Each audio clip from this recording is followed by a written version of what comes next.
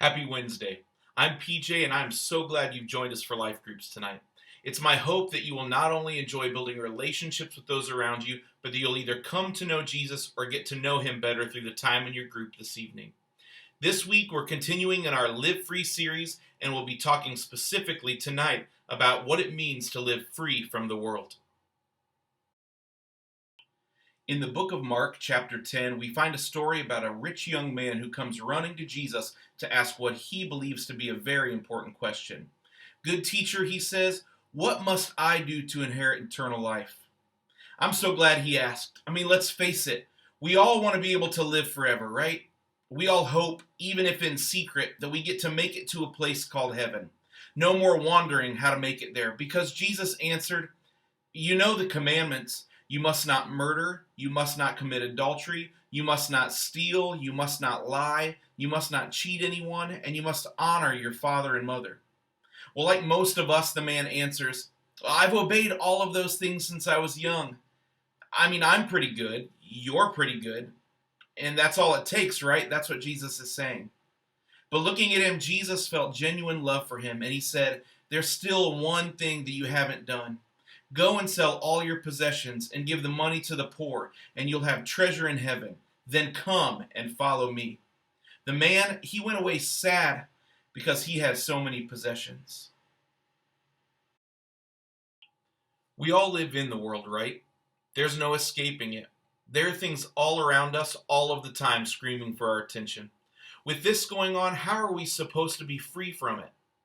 Listen, just because we live in the world doesn't mean we have to be a part of the world. It's fine to live a right and upstanding life, but Jesus isn't asking for only that. He's asking for us to follow him. That can't be done when we're clinging to all the stuff that the world has to offer. I find it funny that in the verses I just read, Jesus didn't make note of the one commandment that addresses his suggestion for the rich young man to give everything away and follow him. You shall have no other gods before me. Listen, we all like stuff.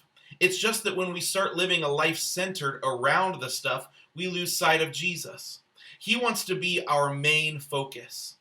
The show Hoarders is about people who fill their houses with so much stuff that it becomes filthy, and they can't really live in their houses anymore.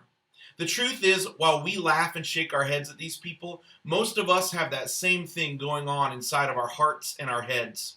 We've loaded up on worries about popularity, relationships, and all of the fun toys we want that we've had little to no room left for a relationship with God.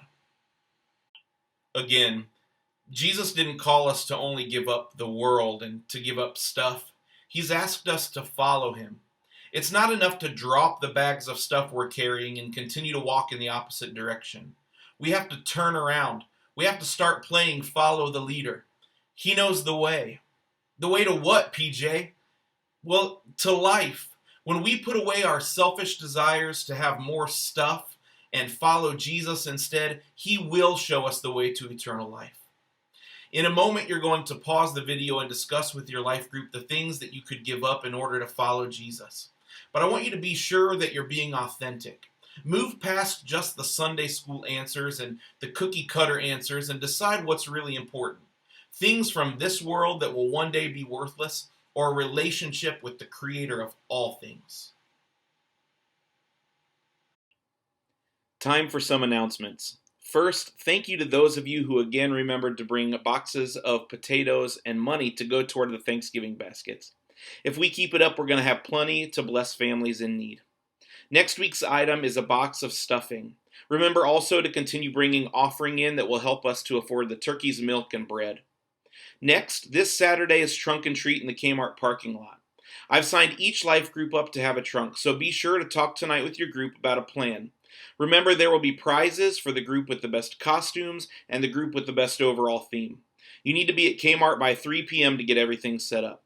And I can't wait to see what you guys have in mind. But please, remember, you cannot wear any creepy or scary outfits or any inappropriate clothing. The last announcement is in relation to the State Youth Convention. We only have a few weeks left until the conference, and I'm very excited. I've created packets with schedules, a packing list, and some contact information for you and your parents. They're on the welcome desk next to the front door. If you're attending, it's important that you take one of those packets home and go over it with your parents. All right, I'm so glad again that you guys have joined us, and I hope to see you again next week. Please bring a friend.